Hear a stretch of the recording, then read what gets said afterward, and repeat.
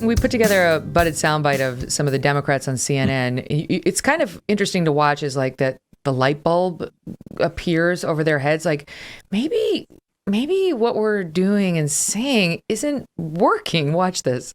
I think that the Democrats are coming across in ways that we don't recognize that are annoying and offensive and seem out of touch.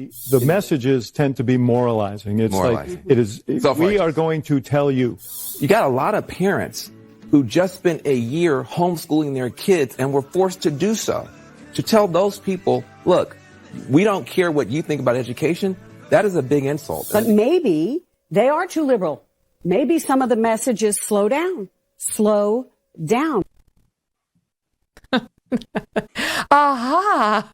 Oh, maybe we are annoying when we tell parents to get out of their schools and their kids' education and so on. But I don't know. You tell me, because when I listened to a broader discussion just this morning on Morning Joe, and they were really sort of doubling down on, okay, maybe we need to talk about race in a different way. And all I could think was, that's never going to happen. The Democrats are not going to start talking about race differently just because of this election.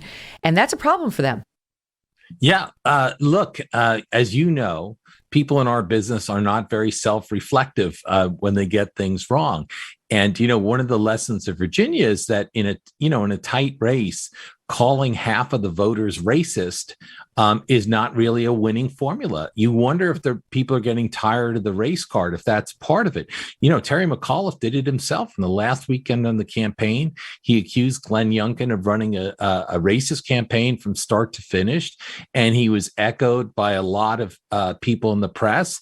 And remember, there was a big dirty trick in there by the Lincoln Project. Yes. There's supposed to be so many racists in Virginia, so many white supremacists, and they couldn't find 5 real ones to send to the Youngkin campaign. So they sent 5 phony ones, and has the press been interested in finding out who these people were that were photographed? No, I just think that's their kind of appeal. If you disagree with them, you're a racist. And I think Glenn Youngkin just kind of shrugged it off.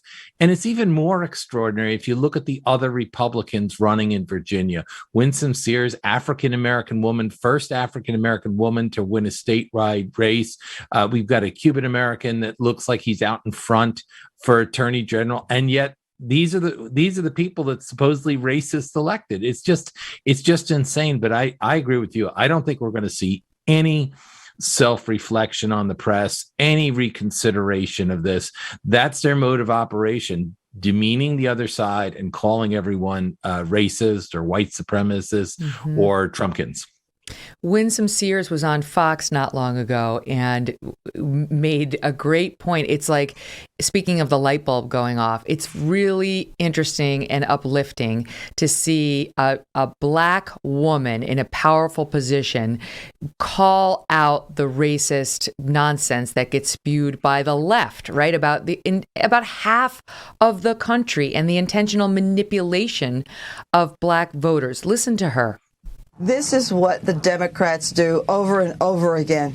They come into the Black community and they try to gin up our anger over some supposed threat or some supposed slight.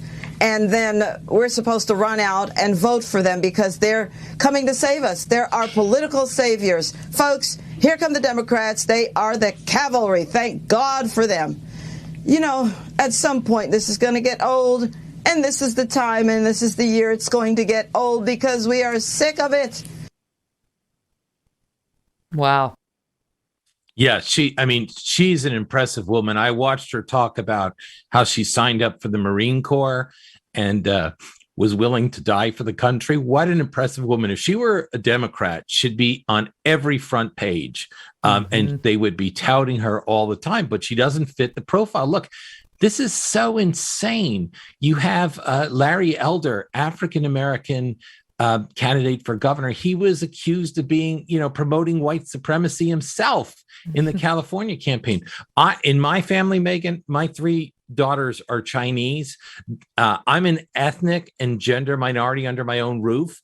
My kids, though, are called white adjacent and so forth. It's just insanity that we have. And I think people are tired of it.